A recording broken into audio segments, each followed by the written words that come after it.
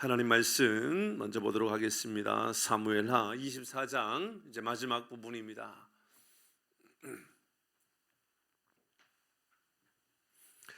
사무엘하 24장 18절에서 마지막 25절까지 말씀 보도록 하겠습니다.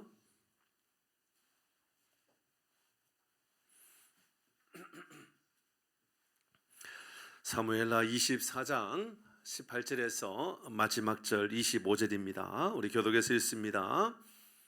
그날의 가시 다윗에게 이르러 그에게 아뢰되 올라가서 여부스 사람 아라우나의 타작마당에서 여호와를 위하여 제단을 쌓으소서 하매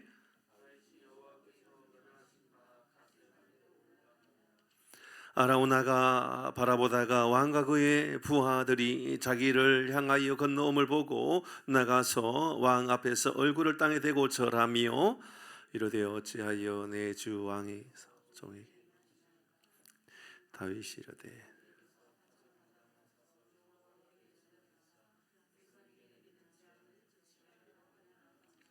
아라우나가 다윗에게 아뢰되 원하건대 내 주 왕은 좋게 여기시는 대로 취하여 드리소서. 번제에 대하여는 소가 있고 뗄나무에 대하여는 마당질하는 도구와 소의 멍에가 있나이다.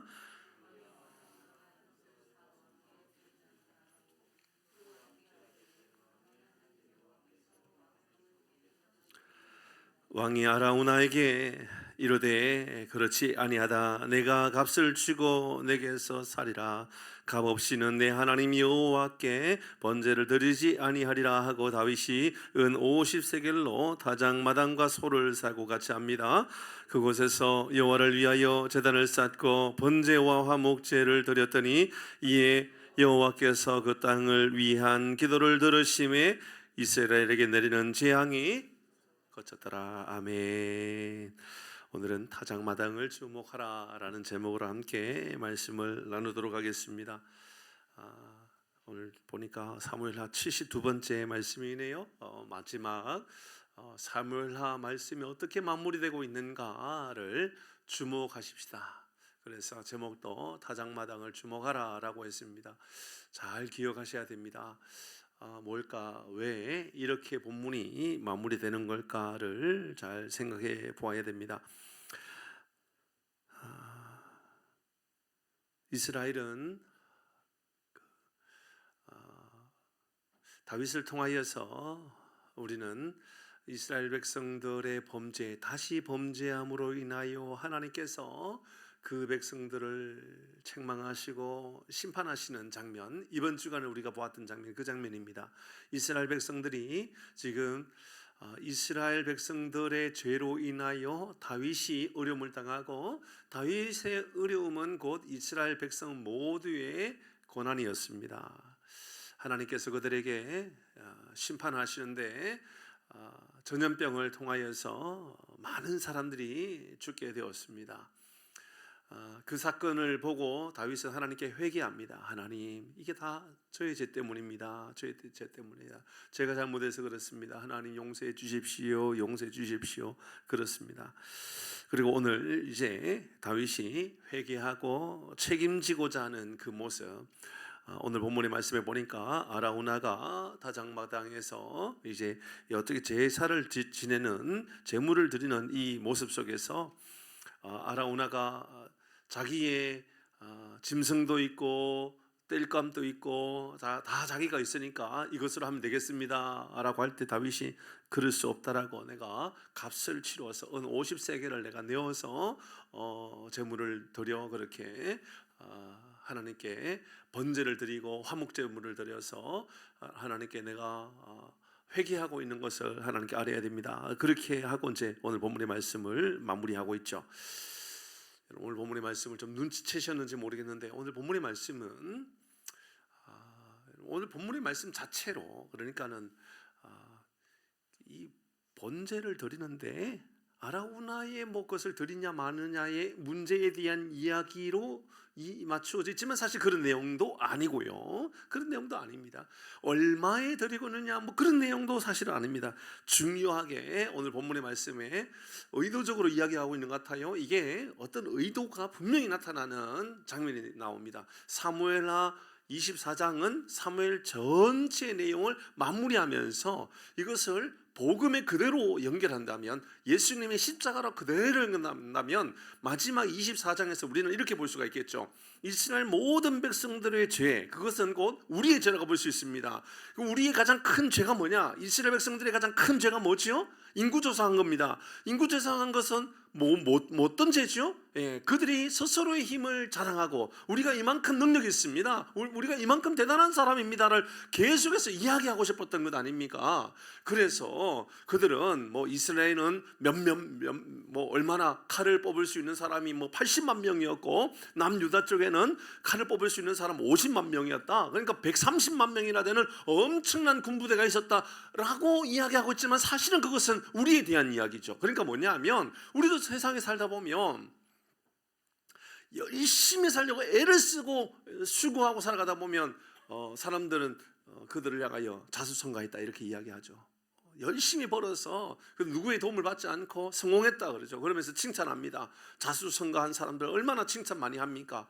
그런데 하나님은 자수성가한 것에 대한, 그러니까 자수성가 자체에 대한 것이 아니라 이스라엘 백성들이 하나님을 의지한 것이 아니라 결국은 마지막에 우리의 힘이 이만큼 있다라고, 우리의 능력은 이만큼 있다라고 뽐을 내고 자랑하는 그 모습에 대하여 하나님께서 심판하는 것이죠. 그러니까 오늘날 이 시대를 그대로 적용한다 그러면 하나님 없어도 내 능력으로 내 힘으로 충분히 살아갈 수 있다는 것을 자랑하고 살아간다면 그것은 이스라엘 공동체의 죄악이 곧 나의 죄가 되는 것이죠. 그러니까 돌아보니까 하나님 없이도 충분히 내가 세상에 이길 만한 것들이 있거든요. 돈은 이만큼 있고, 내 재력은 이만큼 있고, 내 건강도 이만큼 있고, 내 명예도 이만큼 있고, 내 실력도 이만큼 있고, 내 땅은 뭐 어느 정도가 되고, 뭐 그런 자랑들이 내 삶의 자랑이란 말입니다. 그래서 내가 말이야 얼마나 대단한 사람인지 알아? 라고 그렇게 막 자랑하는 그 모습 속에서 우리는 이스라엘 백성들의 죄악을 그대로 우리의 모습의 죄로 보아야 된다 그 말입니다. 그게 이제 24장의 이야기인 겁니다. 하나님께서 이제 이스라엘 백성들의 그 죄의 문제를 그렇게 다스리기 시작하는 것이죠. 그리고 이제 이어서 인구조사하고 난 이후에 회개하였을 때 다윗이 오늘 본문의 말씀을 통하여 내가 그 모든 죄의 짐들을 내가 져야 된다. 그러니까 이스라엘 백성들과 다윗을 통하여 그 메시아의 오심에 대한, 그러니까 예수의 오심에 대하여 그대로 적용할 수 있는 그런 이야기인 겁니다. 그러니까 오늘 본문의 말씀에 가장 강조하면서, 사실 보면요 아무것도 아니에요. 아무것도 아닌데 왜 그 말을 하고 있을까로 보여지는 단어가 타작마당입니다. 뭐 별로 중요하지 않는 것처럼 보이는데 중요하단 말입니다. 한번 읽어볼까요? 18절 말씀입니다. 뒷부분만 기록됐습니다. 같이 읽어봅니다. 시작. 여부스 사람 아라우나의 타작마당에서 여호와를 위하여 제단을 쌓아소서. 그럼 타작마당에서 제단을 쌓아소서라고 말하고 있습니다. 어디서라고요? 타작마당이 뭐 하는 데예요? 곡식을 떠는 곳이에요? 예, 맞아요.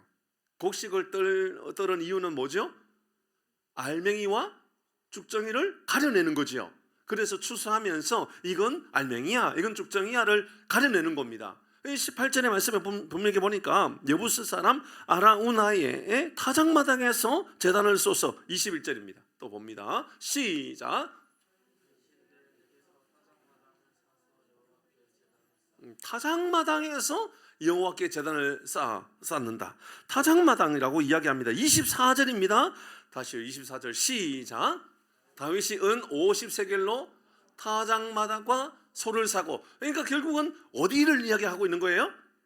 타작마당, 떠는 곳, 추수하고 나서 알곡과 그 쭉정이를 털어내는 곳. 이 말씀을 계속해서 반복하고 있지요. 갑자기 왜 타작마당에서 계속 이야기하는 걸까요? 결국은 타작마당이라고 하는 것은 의미적으로 본다면 심판하는 거죠. 이건 쭉정이구나, 이건 알맹이구나 판단하는 겁니다. 왜냐하면 타작마당은 추수하는 사람 입장에서는 매우 중요한 곳입니다. 이것이 알맹인지 아닌지를 확인하기 위해서는 얼마나 중요한지 모릅니다. 그런 의미에서 우리 인생에 있어도 타작마당이 있다는 것을 말하고 있는 것으로 보이지 않습니까? 마지막 우리가 서게 되는 타작마당의 모습을 계속해서 이야기하고 있는 것으로 보여집니다. 결국 우리 인생도 마지막 주님 앞에 섰을 때에 우리가 어떤 죄를 지고 있는지, 어떤 죄에 죄악된 삶을 살고 있었는지를 그대로 이야기하고 있죠. 그래서 로마서 3장 23절의 말씀에 보면 모든 사람이 죄를 범하였음에 하나님의 영광에 이르지 못했다라고, 모든 사람이 죄를 지었고 이로 인하여 하나님의 영광에 이르지 못했다 그랬습니다.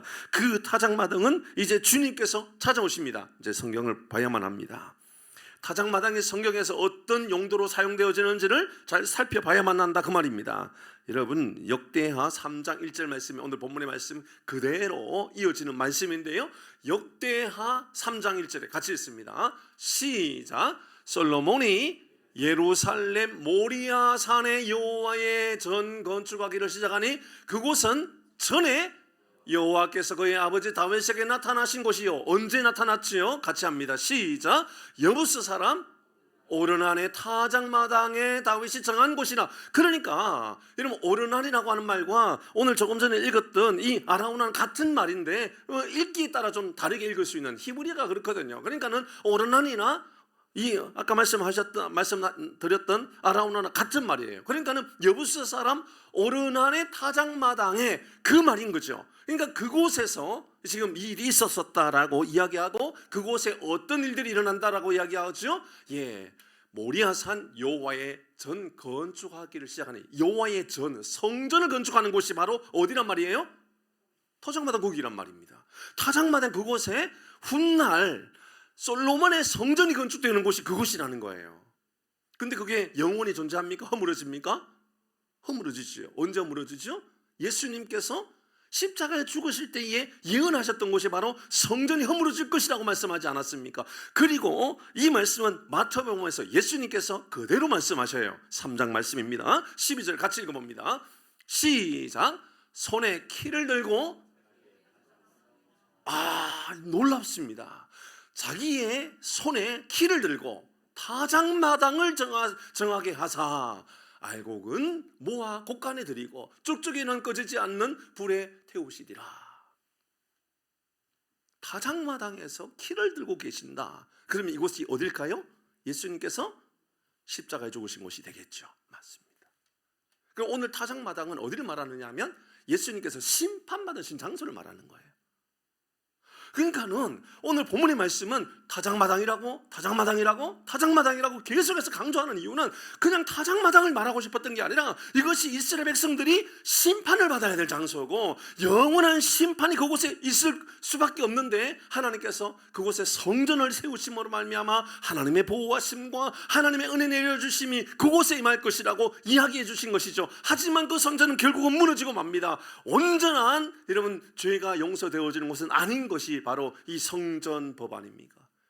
그런데 예수님께서 그곳에서 십자가를 지시고 죽으심으로 말미암아 온전히 이제 회복이 임하게 되는 것, 용서가 되게 되는 것. 그러니까 십자가 안에 있으면 알맹이가 되는 것이고 십자가 밖에 있으면 그 쭉정이가 된다는 것을 오늘 본문의 말씀을 통하여 우리에게 강조하고 있는 자리가 바로 이 타작마당이다. 그러니까 계속해서 반복해서 타작마당에서 이 일은 지금 타작마당에서 이루어지고 있다는 것을 우리에게 알려주고 있는 것이죠. 그러면 타작마당에서 반드시 필요한 게 뭘까요? 반드시 필요한 것은요, 그곳에서 값을 치르는 겁니다. 23절입니다. 이스라엘 백성들의 죄악에 대하여 값을 치르는 그 장면, 23절, 24절 같이 읽습니다. 시작.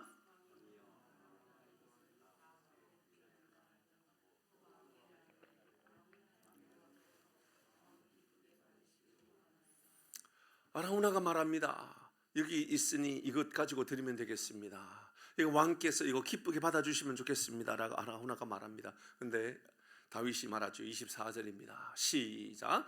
왕이 아라우나에게 이르되 그렇지 아니하다. 내가 값을 주고 내게서 살이라. 값없이는 내 하나님 여호와께 번제를 드리지 아니하리라 하고 다윗은 은 50세겔로 타작마당과 소를 샀다라고 이야기합니다. 이 타작마당에서 아라우나는 자신의 모든 재물을 대가를 자신이 대신 치르겠다라고 하지요. 그러나 다윗이 치를 때만 가능하다라고 본인이 책임을 져야 한다라고 계속해서 이야기하고 있는 겁니다.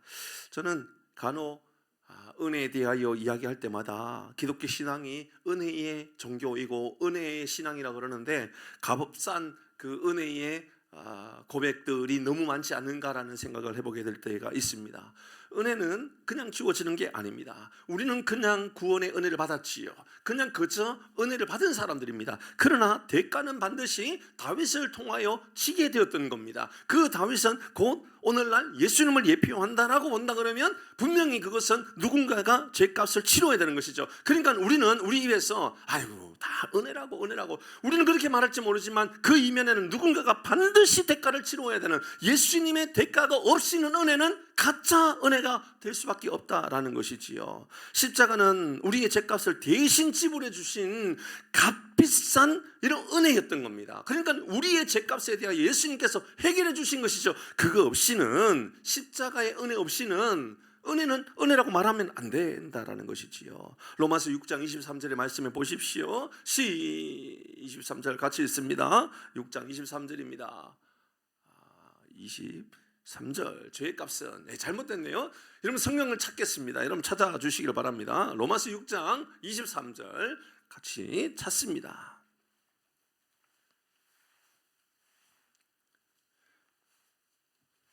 로마서 6장 23절 같이 합니다. 시작.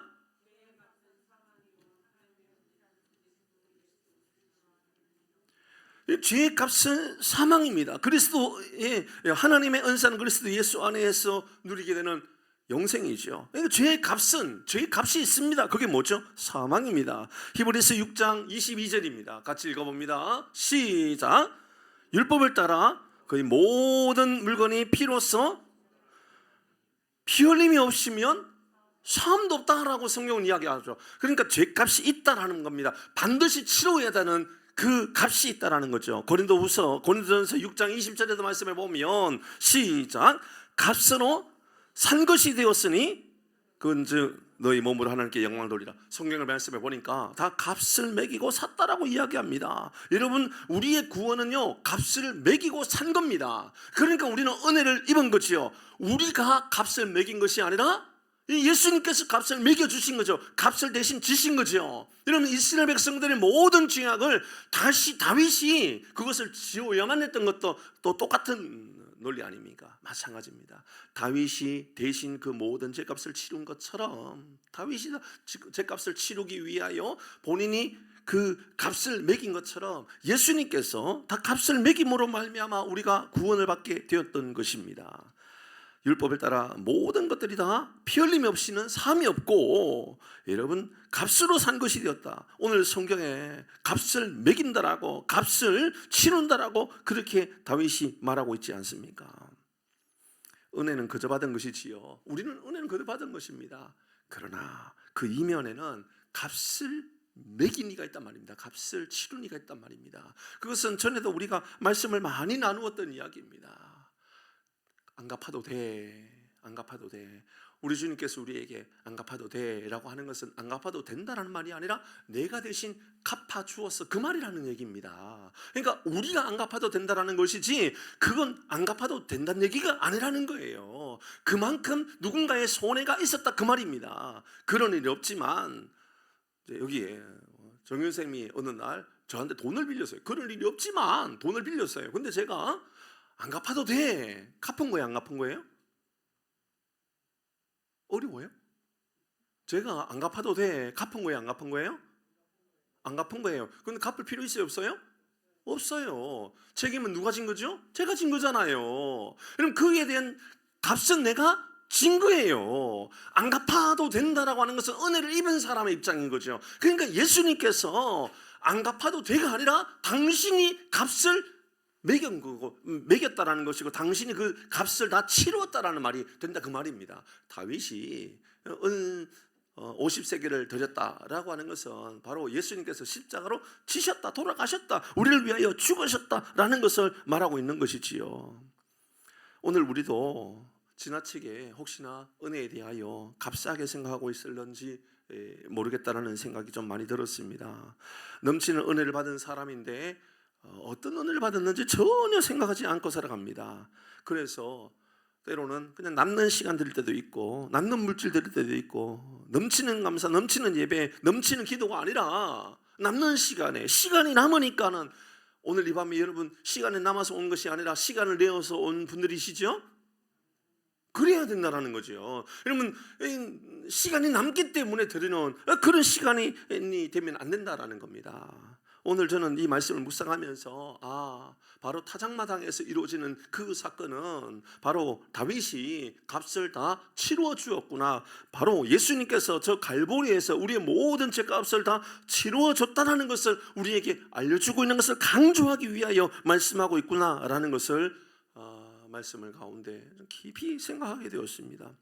그래서 마지막 우리가 보게 되는 것이 25절입니다. 같이 읽어봅니다. 25절 이 은혜가 이 모습이 우리 삶에 나타날 때 비로소 우리는 내가 은혜 입은 사람이구나, 내가 바로 그 값이 예수님으로 인하여서 지불된 사람이구나 라는 것을 증명하는 삶을 살게 된다, 그 말입니다. 같이 읽습니다. 25절 너무 중요합니다. 시작. 그곳에서 여호와를 위하여 제단을 쌓고 이에 여호와께서 그 땅을 위한 기도를 들으심에 이스라엘에게 내리는 재앙이 어떻게 됐다고요?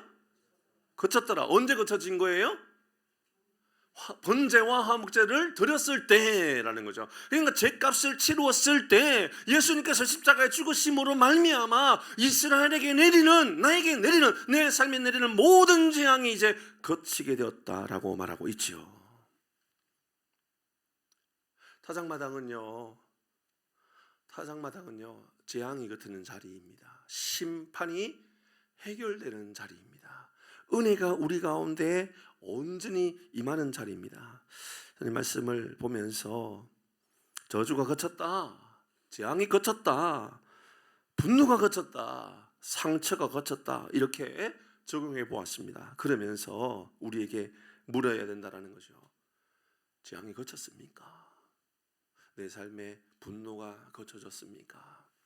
내 안에 열등감이 거쳐졌습니까? 저는 지난 주간에, 이번 한 주간에 어떤 목사를 만나면서 그 마음 안에, 내면 안에 열등감이 너무 깊이 있는 분이었구나라는 생각도 가져보게 되었습니다. 예수 안에 있고 복음을 전한다고 설교를 열심히 한다고 애를 쓰지만 그 마음 안에는, 내면 안에는 상처가 잘 아물어지지 않고 상처가 가득하니 자꾸만 분노하게 되고 열등감을 가지게 되고 그 입에서 나오는 것이 다른 사람에게 상처를 주게 되고 이런 것들로 막 채워져가는 그런 사람을 만난 일이 있었습니다. 여러분 어떻습니까?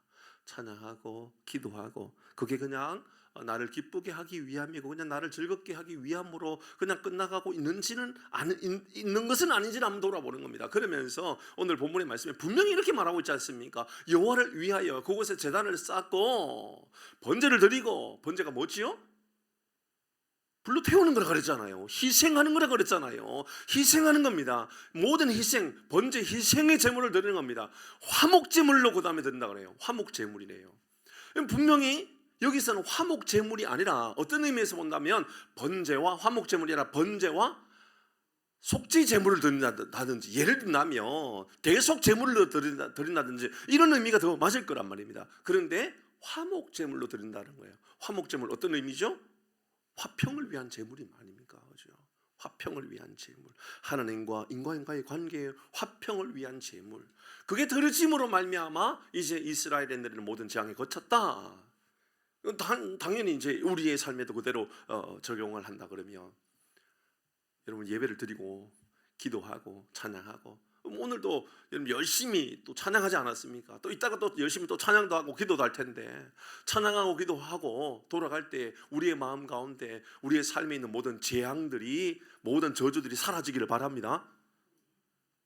마치고 집에 가는데도 여전히 분노가 가득 차 있고 하나도 바뀐 게 없고 그러면 여러분, 내가 여호와께 드렸던 모든 제물이 번제와 화목제물로 드리는 것이 맞는가를 돌아보게 되는 거예요. 그 말은 달리 말하면 예수님께서 이 모든 제물들을, 나의 모든 죄악들을 예수님께서 대신 지심으로 말미암아 당신의 우리를 향한 이 화목제물이 되고 지심으로 인하여 이제 내 삶에 내렸던 모든 재앙들이 멈추게 되었다라고 말하는, 이게 이제 나의 신앙 고백으로 바뀌어져야 된다, 그 말인 거죠.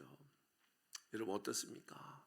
여러분 예배를 드릴 때마다 끝나고 나면 세상에 이루 헤아릴 수 없는 기쁨으로, 만족으로, 은혜로 충만해집니까? 아니면 내가 예배를 드렸지만 여전히 아무것도 내 삶에 변화된 것도 없는 것처럼 느껴지고, 열심히 기도하고 찬양했는데, 열심히 말씀을 읽고 열심히 말씀을 묵상하고 있다라고 생각했는데, 돌아갈 때는 아무것도 내 삶에 변화된 흔적이 없는 것처럼 느껴지고 있다 그러면 오늘 본문의 말씀을 돌아보아야만 합니다.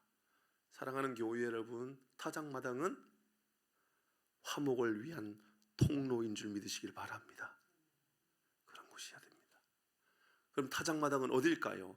하나님 앞에 서 있는 자리를 말하는 것이지요. 예를 든다면 예배의 자리, 그 자리는 곧 내가 하나님 앞에 서게 되는 자리와 같은 것입니다. 너무 부끄러워 할 말이 없고, 너무 부끄러워 정말 하나님 앞에 어찌 이 말씀을 드릴 수도 없을 것 같은 그러한 마음 안에 상처와 이 갈등으로 넘쳐나서 하나님 앞에 설 때마다 하나님 제가 예배할 수가 없다고, 하나님 제가 기도할 수가 없다고, 그런 모습으로 가득 채워져 있다면 오늘 본문의 말씀을 깊이 다시 돌아봐야만 합니다. 요한 1장 4절 말씀에 4장 요한일서 4장 10절 말씀에 보면 우리 주님이 어떤 역할을 하셨는지 이렇게 기록하고 있습니다. 그럼 오늘 본문의 말씀이 쭉 다 연결되는 것을 깨닫게 되겠지요. 같이 읽습니다. 시작. 사랑은 여기 있으니 우리가 하나님을 사랑한 것이 아니요 하나님 우리를 위하여 우리 죄를 속하기 위하여 화목제물로 그 아들을, 우리 주님께서 어떻게 오셨다고요? 화목제물로 오신 것입니다. 화목제물로 오신 것입니다. 오늘 본문의 말씀이 다 연결되는 것이지요. 말씀을 마무리하려고 합니다. 여러분 예배가 여러분 회복됐다라고 말할 때에 여러분 기억하셔야 됩니다. 예배가 회복됐다라는 것은 뭘까요? 여러분 우리에게 예배가 회복되어졌다라고 말하면 적어도 음악이 회복되어졌다 이 말은 아니잖아요, 그죠? 예배가 회복되어졌습니다. 여러분 우리의 삶에요 예배가 회복되어졌습니다라는 것은 여러분 음악이 좋아졌다 그 말이 아닙니다. 예배가 회복되어졌다 그 말은요 참석하는 숫자가 많아졌다 그 말도 아닙니다. 기도가 뜨거워졌다 사실 그 말도 아닙니다. 그런 현상으로 나타날 수 있는 것이 아닙니다. 진짜 예배가 회복되어졌다 그 말은요 타작마당에 내가 서 있어야 되는데 예수님께서 그곳에 우리의 죄를 다 대신하여서 값을 예수님께서 지심으로 인하여 내 삶에 이제 조금 전에 읽었던 그 말씀처럼 우리의 삶에 내려졌던 모든 재앙들이 사라지고 화평이 임하는 것을 경험하는 것이 곧 예배 회복인 것이지요. 다시요, 예배 회복은요 겉으로 드러나는 화려함이나 풍성함이나 양이나 이런 게 예배 회복이 아니라 진짜 예배의 회복은요 우리의 삶에 하나님과 나와의 관계가 회복되어지는 것, 그게 예배 회복입니다. 오늘 성경은 그것을 재앙이 거쳤더라라고 말씀하고 있습니다. 우리의 삶에 우리의 입술의 재앙들, 우리 입술에서 나타났던 분노의 재앙들, 거짓말의 재앙들, 이것들이 사라지는 것, 이것이 바로 예배의 회복이죠. 여러분 우리 교회뿐만 아니라 우리의 삶에 우리 가정에 이런 예배가 회복되어지는 놀라운 은혜를 우리 모두가 경험하기를 주의 이름으로 축복합니다. 아멘. 우리 함께 찬